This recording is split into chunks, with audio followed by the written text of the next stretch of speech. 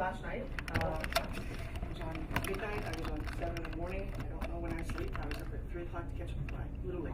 Had a 5 o'clock plane to Atlanta and then up to here. Are you on strictly coffee? No, actually, you know what's funny? I don't drink coffee. Oh. That's the first coffee that I've had in a very long time. And I got here and thought, it's already 2 o'clock my time and I haven't eaten. Yeah. I had a little bit of something on the plane. So yeah, I don't really do, I try not to do that because it messes with your whole system. You know what it is? It's adrenaline. And I'll tell you why I'm excited to be here, and I hope that you guys get as much as I am in terms of excitement. All right, so. You got the buds going? If I sit down, maybe that'll lock you down this way. You know. Would you like to sit on a ball too, so you can be lower? All right, so you're good. Your listening sound is okay. Yeah, it sounds real good. Shotgun microphone. So again, this is probably, you know what? And you can even, since I'm going to be talking this way, you might want to do something a little more that way. So just because. Like this? No. I'm this way. So more straight on, so it's not the side of my face. Oh, I see. Maybe from here. Yeah, I'm almost thinking. Yeah, and I'll sit down for a little bit and just kind of do claps. So you like that angle? How's that for me? Really good. I can. Well, that's okay. I'm mobile. Okay. Well, because you can also. Yeah. Now, how about her behind you? Is that okay? Not a great shot. No. Tell me what the better shot is. Is it better for me to stand up? Yeah. You tell I've done television my entire life and I'm not doing anything else. There's nothing worse than trying to capture something and spend all the time, energy, and money and realize that what you shot wasn't what you wanted. This is better. I've learned that the hard way. I think you'll keep your energy better from here too. So. All right, probably better when I stand up. Oh, okay. No, sit down very well. All right, so I am Forbes Riley. Welcome. One of the reasons that I'm really excited about being here is I have a real issue with doctors and doctors' offices. I just do. They think they know everything. And so I'll tell you the history of Spin Gym and how this all started, but what I think I have here is possibly the greatest fitness product on the planet. Now, why do I get to say that? Well, I have a tremendous fitness background. And not fitness in a way that I've ever been fit. That's quite the crazy part. But I sell fitness products on television. And so from 1992 to 98, on a national TV series called Fit TV, I sold, touched, and felt every single fitness product out there, 1,500 of them. There's not a resistance band or a ball or a band or a table or a slam man or a elliptical or a Pilates machine that I haven't looked at, found the features and benefits, met the inventor, and sold. Some sold well, some didn't sell well. I have a personal prejudice with resistance bands because I used to do stand-up comedy at ski resorts, and I snapped my knee. They teach me to flirt on a ski slope, and he ran over one ski and the other went down a mountain. And that was the beginning of my comedy tour. Apparently I'm very funny when I'm on drugs. I spent 10 weeks pretty much high. See? And if you're on drugs, I'm even funnier. So I ended up at Stephen Hawkins Clinic in Vail after about 10 weeks of just not doing anything, going, yeah, you've shattered your ACL, and now you have to do rehab before we do anything. So he gave me a resistance band with a foot strap, and I started doing some rehab with my knee.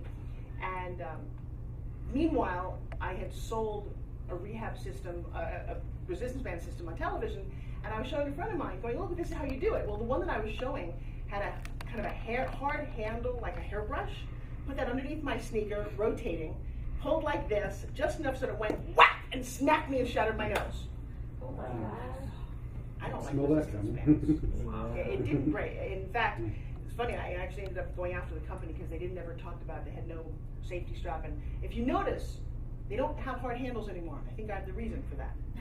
If you get hit in the strap, you might hurt yourself, but you won't shatter your nose. So, I'm very emotional when I think about it.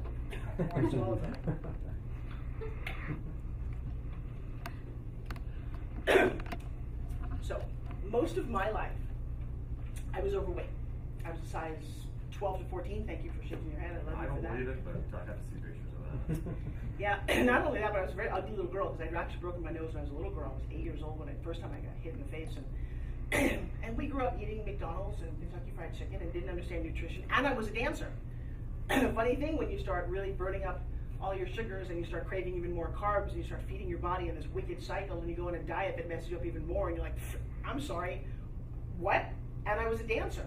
So I was a chunky dancer. And you see them on Dancing with the Stars like Lacey Schwimmer or Cheryl Burke.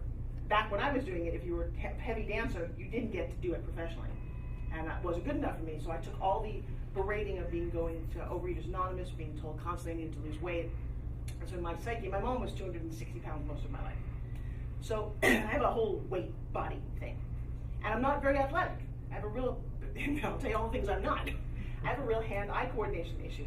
So there's no tennis, no balls coming at me. I'm like, no, and that's not even my boyfriend. No, just kidding. That's a good joke. The truth is, that's why I don't play a lot of sports. And I had this crazy desire of being an actress, which I don't know if you've Googled me at all. I've had some pretty crazy success. Everything from being on 24 to my own TV series on Fox, worked on Broadway, but never got to where I wanted to get. Where you want to get is where they call you, you're not auditioning anymore, and you say your name, you go, wow, Julie Roberts, Sandra Bullock. I don't need to explain those people. But everyone beyond them to the right, you're like, who's that actress I see all the time? I wasn't even her, I was the girl behind her. So it was very frustrating for me. I did discover, though, in my early 20s, a real knack for speaking. And so I started hosting things. And I hosted, I don't know, I also wanted to be James Bond. Explains a lot when you actually get to know me. I had this real adventure bent. My dad taught me to fly airplanes when I was younger. I wanted to scuba dive and water ski, but when I was 15, my dad slipped and put his hand in a printing press and sliced off the whole top of his hand. And so for 3 years, he spent in hospital. I had a lot of interaction with doctors because he had 15 different operations trying to rebuild the rings and pulleys in his fingers, skin grafts everywhere. He even had a graft where they sliced open his arm here, stuck his hand in it, and let him this way for 42 days. So I got a very interesting inside notion about doctors, hospitals, rehab, care, the crappy quality of food in the hospital, the lack of rehab, and then, thank God, I'm a klutz. I mean, I am a bona fide klutz. I spent a lot of time in the emergency room as a kid. I have terrible stories. I remember reading a book, walking down the stairs wearing glasses and not seeing the last step and stepping out into space, and on the tile shattered my ankle. Literally once every couple of months, I was in the emergency room for something. I was always in rehab. I was always in therapy. You know, twisted, broken, torn. I roller skated. I was a dancer. I tore my hip.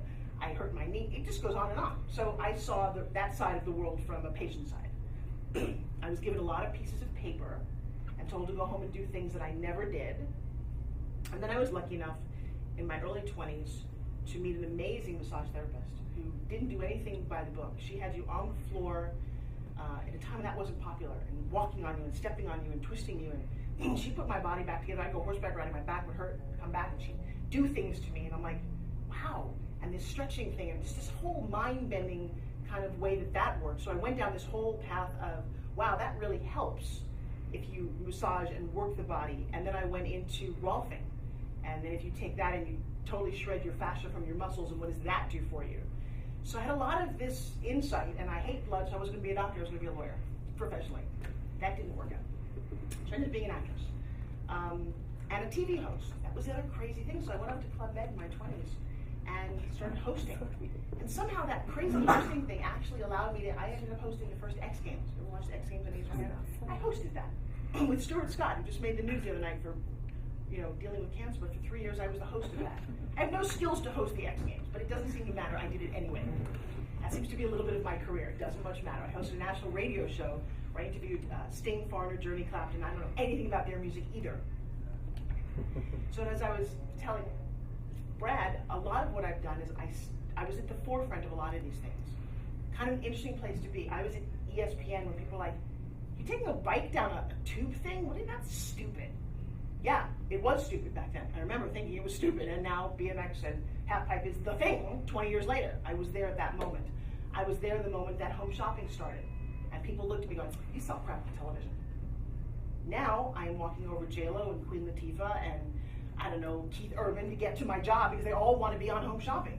So I've gotten a lot of places in my life where people said, "What you're doing is stupid." And then I got to look back at it 10 or 15 years later going, you know, if I just invested a little more, bought the stock when they said, yeah, Google's a stupid name. Why would you buy stock in on Google? Think about it. And so that's kind of prefacing how Spin-Ship happened. And so I finally got what I wanted. I was living in LA. And then, of course, the other thing that I'm a big fan of, which is part of my whole philosophy, is that you're some of the obstacles you overcome. When really bad things happen to you, they'll happen to all of us. What separates us is how you deal with it. So in the 2000, lost both my parents to cancer, gave birth to twins, survived 9/11, which is too big to go into right now, and my husband's little brother was murdered. Big deal. You know what I did with that?